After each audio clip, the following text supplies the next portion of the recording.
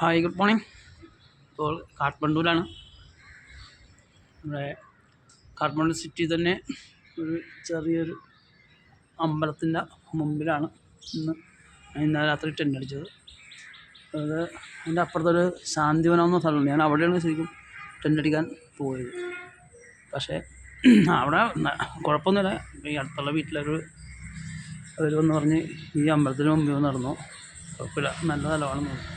അപ്പോൾ അങ്ങനെയാണ് ഞാൻ ഇവിടെ ടെൻ്റ് അടിച്ചത്.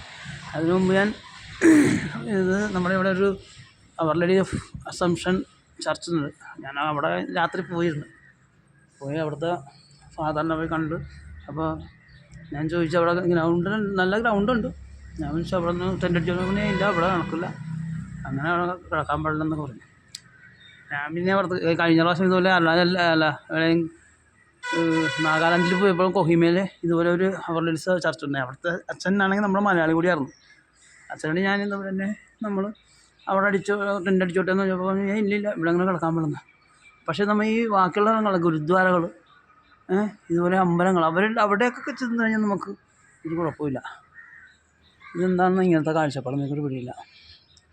ഞാൻ കാര്യങ്ങളൊക്കെ എല്ലാം വ്യക്തമായിട്ട് പറഞ്ഞിട്ട് പോലും അത് സമ്മതിച്ചില്ല. അത് പോട്ടെ, നമുക്കതിൽ പരാതിയൊന്നുമില്ല. എന്നാലും അങ്ങനെ ആ ചേഞ്ചൊക്കെ ഒന്ന് മാറ്റും.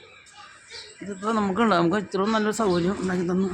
ഞാൻ രാവിലെ 6 മണി വരെ നോക്കുമ്പോൾ ഇവിടെ ഒന്ന് പൂജകളൊക്കെ നടത്തിയ ആളുകൾ പോകുന്നുണ്ട്.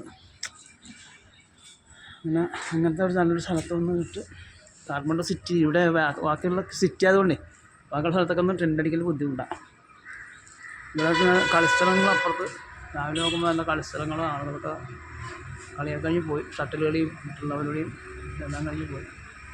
അപ്പോൾ ഓക്കെ, അടുത്ത വിശേഷങ്ങൾ. അപ്പോൾ ഇന്നലെ ഞാൻ പശുപതിനാഥ ടെമ്പിളിൽ പോയിട്ടുണ്ടായിരുന്നു. പിന്നെ ആ സിറ്റി, അവിടുത്തെ മെയിൻ സിറ്റിയിലൊക്കെ ഒന്ന് കറങ്ങിയിട്ടൊക്കെ വന്നു. അപ്പോൾ ഇന്നിപ്പോൾ സ്വയംഭൂ ഒരു അമ്പലമുണ്ട്, അവിടെ പോകണം.